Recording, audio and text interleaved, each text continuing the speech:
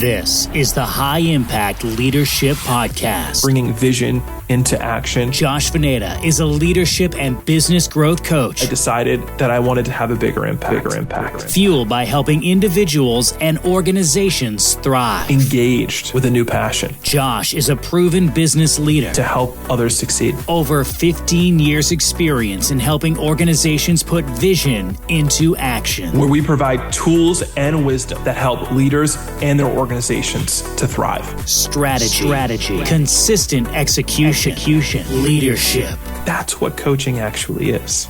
It's an unlocking of what's already there. This is the High Impact Leadership Podcast.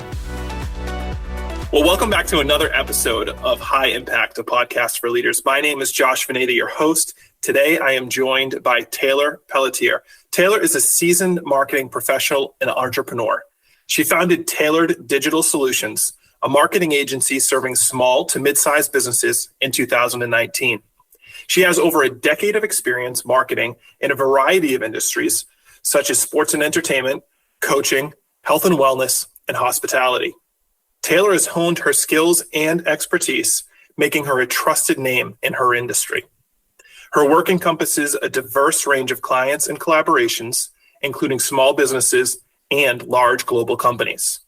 With a passion for innovation and a keen eye for market trends, Taylor's ultimate goal through her agency is to empower businesses to market forward. Well, Taylor, welcome to the High Impact Podcast. So great to have you with us. I am very excited to be on this side of it with you. Yeah, Taylor is normally the one on the other side. Taylor does the marketing for my coaching business as well as some of my other companies. And so now she is not only producing, but she is also a guest. So Taylor, you've got a lot of experience doing marketing. And I think a lot of organizations struggle in marketing because they feel like their dollars are wasted. So tell us, what are like three of the biggest pain points that you see for organizations? Yeah, so there are a few pain points that we see quite regularly when we're talking to prospects or customers. The first one would be all about their bandwidth. There's no time or no bandwidth left in their day, either as a business owner or someone in higher management in the company is typically who we're talking to. They, by the time their day is done, have no time or effort left to give to really think about their marketing strategy, because they require a lot of investment into time, no matter what size the business is. And right now, I understand time is both energy and money nowadays, and generating business through marketing takes a strong and consistent strategy, whether that's regularly posting on your social media channels or updating the content that lives on your website or your digital platforms. And we're not just buying ads anymore in local papers. It's not as easy as throwing a couple $100s at your local papers anymore, although that style isn't quite dead either. Let's not put any shame to that either. But definitely that lack of time and bandwidth can prove difficult in keeping up with today's ad-focused world. The second one I would say is budgeting. And this is a term that I try to use quite loosely because there's almost many pain points within the budgeting pain point. And what I mean by that is one business could have a really great marketing budget, but they might not be using it to its full potential, or they might have inefficient practices, while another business could be dedicating not enough budget at all to promote a healthy marketing plan. So you can look at it from a couple of different angles, but you can probably see why I leave that as a pretty open term when it comes to budgeting. And the last and arguably the largest pain point that people have come to us with is simply the lack of marketing expertise. There is a lot to marketing now. There are a ton of different channels, whether it's digital or physical advertising and marketing. And it looks like so many things. Trying to make your brand stand out in a populated market. Maybe you're launching a business. Maybe you're struggling to target the correct audience. You're not practicing lead generation, outdated practices. There's just a ton. The list could go on. But those are the three main pain points between the marketing expertise, the budgeting, and the time and the bandwidth. So one of the pieces that I think falls under the expertise kind of umbrella, if we can use that term, is creating engaging content. It's not enough to just put a post out anymore. Those days are long gone. We're clamoring for incredible amounts of attention on all different social media platforms and digital media platforms. So that's something that you're really passionate about and you're helping your clients with. So talk about how you work through the content creation process so that you've got somebody creating engaging content that is also at the same time really true to their company. Yeah, and I'm so glad we're going down this road to talk about it because it's such a trendy topic to talk about.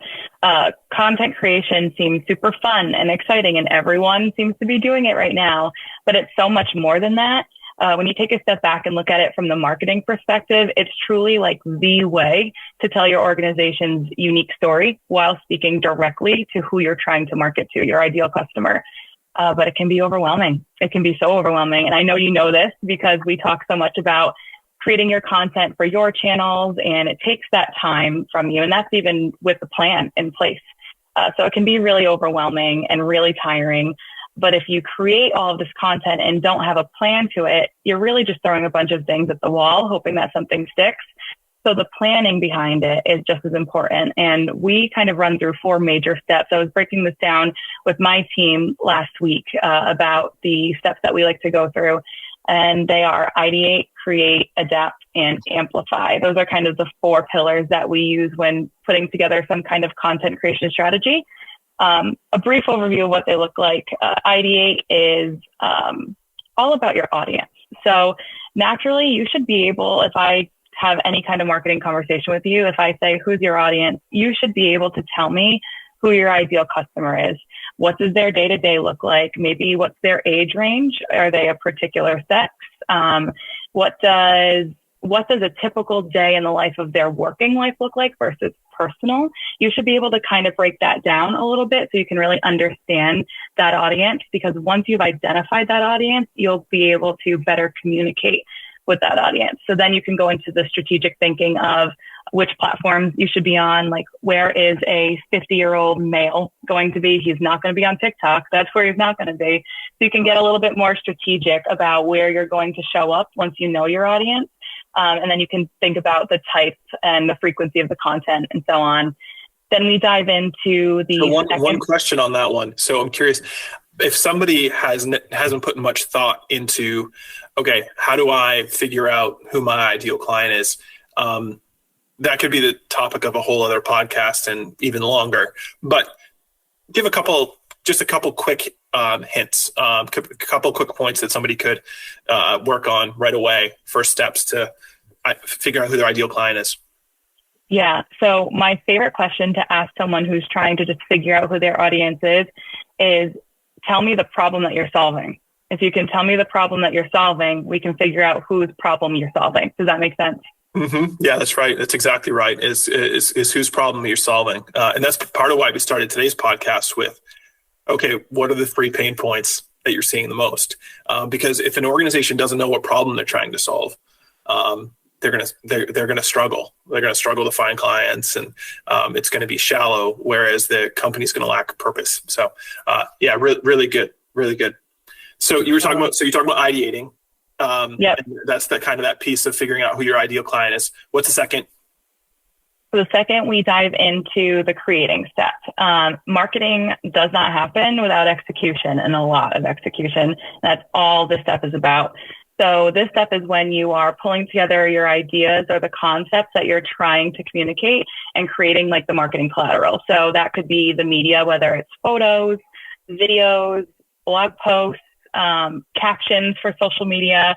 There's so many iterations of what that could look like. But it's such an important step because this is the content that's being consumed by the people that you're marketing to. And if you're not creating valuable content for them to consume, then you're not doing a great job creating the engaging content to get them to come back. It's one thing for someone to view, for example, a reel. But if they view it once and don't see the value that you're bringing to them, they're probably not going to go back to watch more of your reels. Whereas if I watch a reel that I learned something out of, I might click through to that profile to go look at that Instagram account and maybe follow them because I found that value. So this step is extremely critical.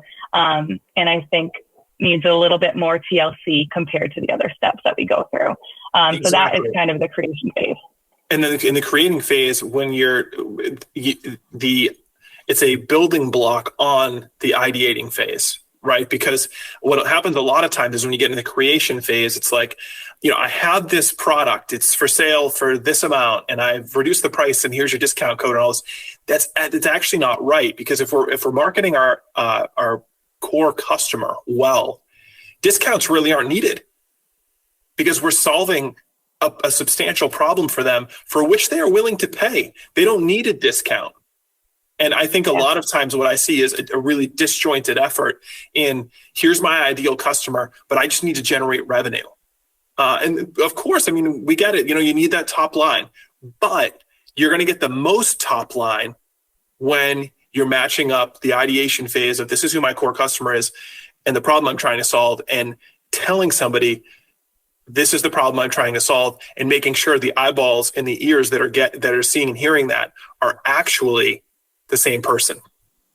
Yeah, there's a lot of misalignment there too. I found that's actually one of the biggest problems that we have been able to solve for people who come in and they know who their audience is, but what they're putting out there is not hitting with that audience. So it's a great point. What's number 3? So number 3 is, in my opinion, the most overlooked, and why I love it so much. It's called the adapt. We call it the adapt phase. And that's when you can think of it like a college paper. So you wrote this paper, you're about to hit submit, but you might ask your dorm roommate or someone else to look over your paper, to review it, to make sure that it makes sense, or that you were you successfully portrayed the message you were trying to get out there. That is like this, and you make the tweaks and you revise it all before you hit send to get that grade from your professor.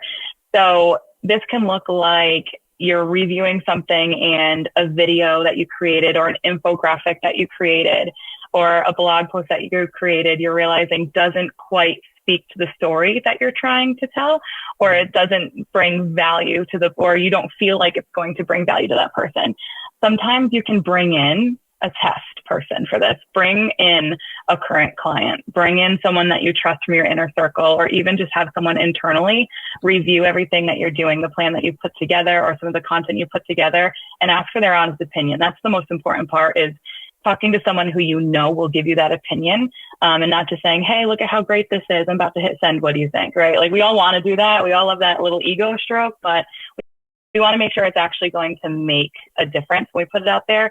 So this is the big editing phase. On a larger scale, this is what some kind of global and corporate marketing might call experimentation. But for me, it's just kind of the revision before even going out there, like more of a proactive step instead of a reactive step when it comes to marketing. This can go as little as, like I said, just tweaking a graphic or tweaking a video, or you can go as grand as just revamping the entire campaign if you feel like it's not hitting. So an overlooked step, but I think a very important step. All right. So what comes after adapt? Then the final step is amplify.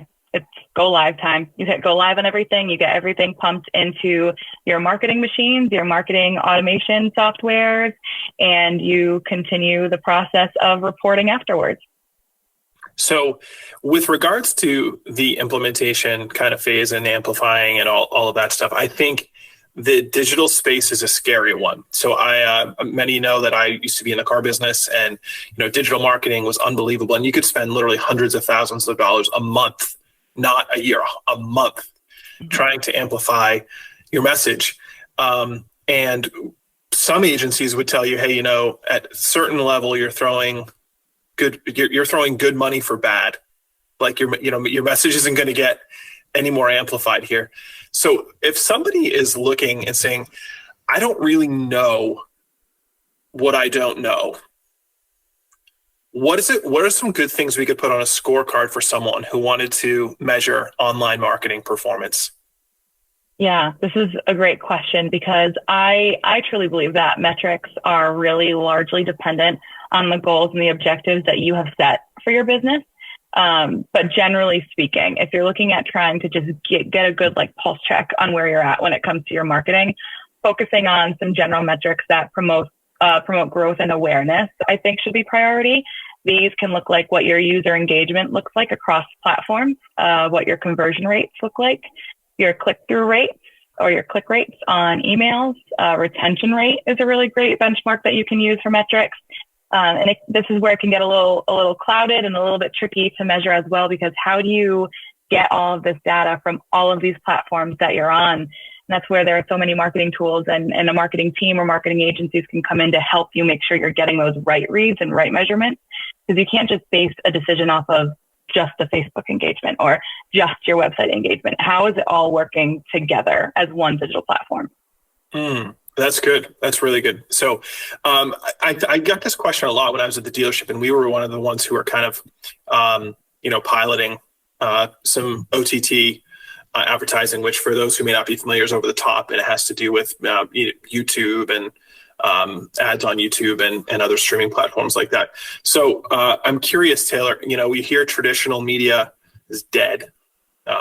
Print is dead. Television is being largely replaced by streaming platforms. What advice do you have for somebody who's trying to weigh what the right mix is? Obviously, the advice would be unique, but what would be some of the 2 or 3 questions you might ask somebody who said, hey, I don't know which way is up anymore. I used to do cable advertising. They're kind of going by the wayside. The streaming stuff's going on. What are some of the questions, and what does the conversation look like around traditional media versus what I'll call emerging media? I'll go back to audience. Let's define your audience first. Let's figure out who your audience is, and then let's figure out where they're at and where they're going. And that's where you had mentioned in my bio earlier, marketing forward. That's our new little slogan we're moving forward with, because there are means of advertising that you can start right now and be really successful with, but it's not going to stay that way. And you need to start thinking forward with it. So right now, if you're doing cable advertising, you better start thinking about streaming advertising, or you might start thinking about pop-up advertising and pay-per-clicks instead, because it's going more so digital than cable. If you are on TikTok or Instagram, you might start to consider going YouTube, longer videos, more engaging content. So like you said, it really does depend on the business that we're talking about. Everything is super unique, but really thinking forward and finding out where your people are going by talking to someone, or even just doing research. If you want to go down the road where you're really trying to keep everything in-house and figure it out yourself, you can get a lot of information online. There's a lot of resources online with market and research development as to what the trends are and where your customer is going. But the key comes down to really knowing your customer. It does. So, and this is an area where, again, I think there's overlap between the work that I do as a leadership and business growth coach and the work you do as, serving clients in a marketing agency, particularly around a lot of the work we do when we come in is around what I'll call organizational identity. What are vision, mission, and values? What problem are you trying to solve? Who are you trying to solve it for? And then, as you described earlier in the podcast, kind of putting flesh and bones on that person. Like, what are they doing on a Saturday night? Who might they be hanging out with?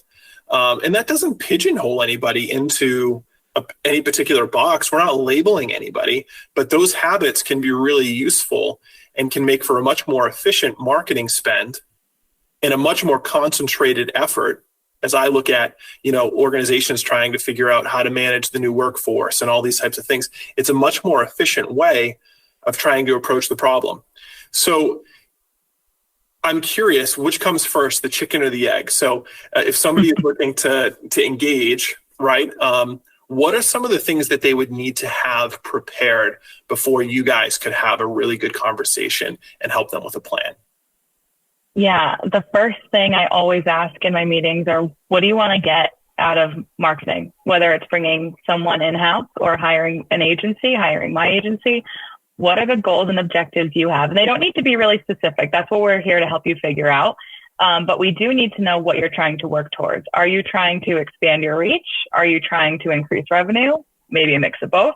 Are you trying to go down a different path and expand your business? So you have to have a good idea of what you're looking to do as a business before we can have a successful conversation when it comes to marketing.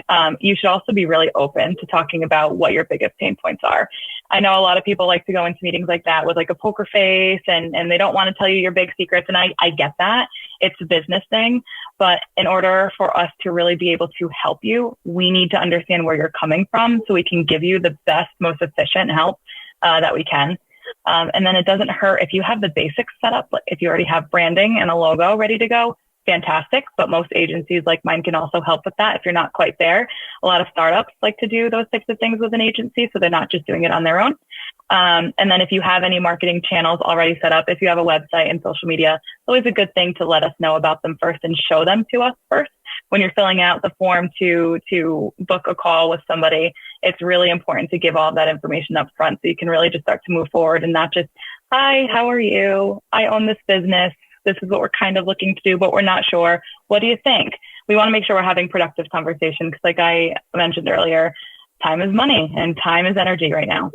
Yeah. And I think, it's interesting. I think when you think about like initial consultations with prospective clients, there's always that, the kind of like the awkward moment, like, I don't want to admit that I have a problem. And it's like, there's nothing shameful about that. I mean, there's no organization that's perfect. And the smartest people I know are the ones who are the most willing to say, these are the areas where we need to get better. And they ask people who actually have tools, real world experience, and who will hold them accountable to getting better. But yeah, I think there's no shame in that. I actually think there's some wisdom and some health in approaching those conversations honestly. It's the same reason why you'd go to a cardiologist if you felt you had a problem with your heart, and you wouldn't go to a podiatrist. You want to go to a specialist. I mean, the podiatrist might be a nicer person than the cardiologist, but do you want nicer or do you want the problem to get fixed? Right. That's a great example.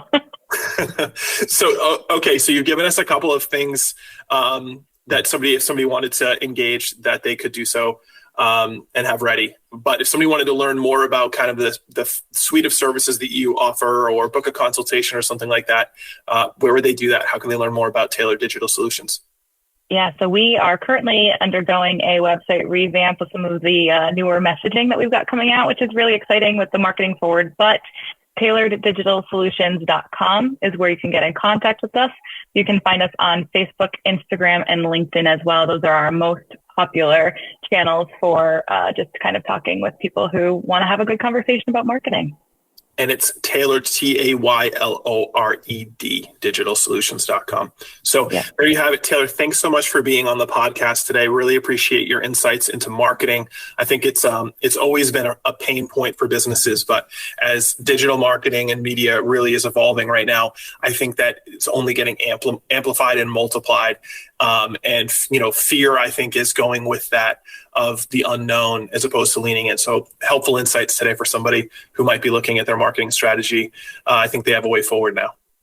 Awesome. That's what we're here for. Thanks for having me on. You bet. Thanks for listening in to another episode of High Impact, the podcast for leaders. Check back next week and listen for another episode.